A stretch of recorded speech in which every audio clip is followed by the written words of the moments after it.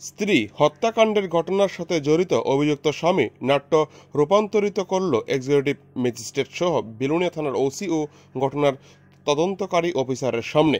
কিভাবে স্ত্রী ললিতা দেবীকে হত্যা করা হয়েছে, হত্যা করে কোন পথে পালিয়েছিল দেবা নাগাসিয়া, সেই ঘটনার নাট্য রূপান্তর করার পাশাপাশি কেন কখন স্ত্রী ললিতা দেবীকে হত্যা করা হয়েছে সেই তথ্য তুলে ধরে স্বামী দেবা নাগাসিয়া।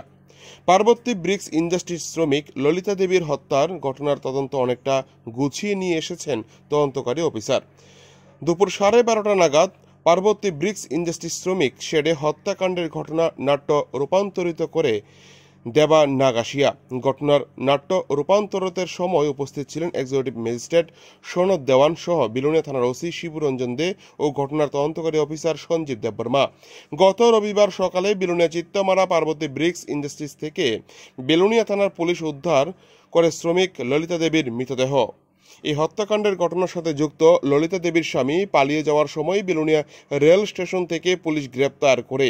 এরপর পুলিশ ললিতা দেবীর স্বামী দেবা নাগাসিয়ার বিরুদ্ধে হত্যা মামলার চার্জশিট জমা দিয়ে বিলোনিয়া আদালতে সোপর্দ করার পর আদালতে পুলিশ রিমান্ড মঞ্জুর করেন। এই পুলিশ রিমান্ডের শেষ দিনেই এক্সিকিউটিভ ম্যাজিস্ট্রেটের উপস্থিতিতে হত্যাকাণ্ডের ঘটনার নাট্য রূপান্তরিত করে হত্যাকাণ্ডের সাথে যুক্ত দেবা নাগাসিয়া। জানা যায়, পারিবারিক কলহের জেরে এই হত্যাকাণ্ড সংগঠিত করে স্বামী দেবা নাগাসিয়া। বিলোনিয়া থেকে নিজস্ব প্রতিনিধি রিপোর্ট, টিভি 100 বাংলা। আজকে আমরা গত 20 তারিখ একটা এখানে মার্ডার হয়েছিল। তো এই 21 তারিখ আমরা খবরটা পাইছি সকালে। তো এখানে আসলো ঝাড়খণ্ডের থেকে স্বামী স্ত্রী দুইজন।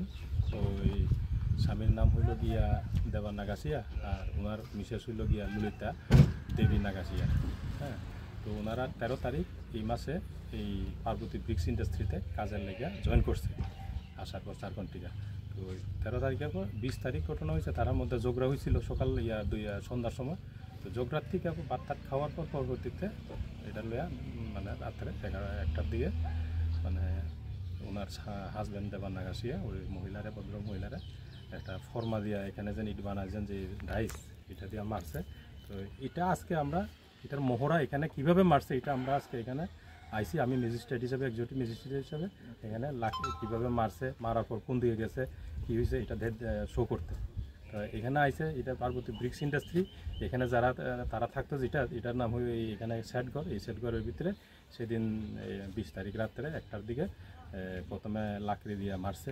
এই লাকড়ি দিয়া যেখানে ইটপাটার কাজে লাকড়ি ইউজ হয়, আর ইট বানানো যে ডাইসটা, এই ডাইসটা দিয়েও মারছে। মারার পর সে বাইরে গেছে এখান থেকে মানে বিলোনিয়া স্টেশনে। লাকড়িটা আজকে শেষ করে হয়েছে, সেদিন লাকড়িটা পাওয়া গেছে। মানে আমরা বুঝছি না, আমরা ভাবছি শুধু ডাইসটা দিয়ে মারছিল।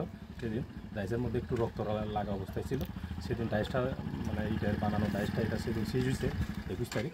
কিন্তু তাই না এই আসামির মানে বয়ান অনুযায়ী যে ডাইস শুধু না, এখানে লাকড়িও ইউজ হয়েছে। যে লাকড়িটা আজকে লাকড়িটা এটাও শেষ হইল লাকড়িটা।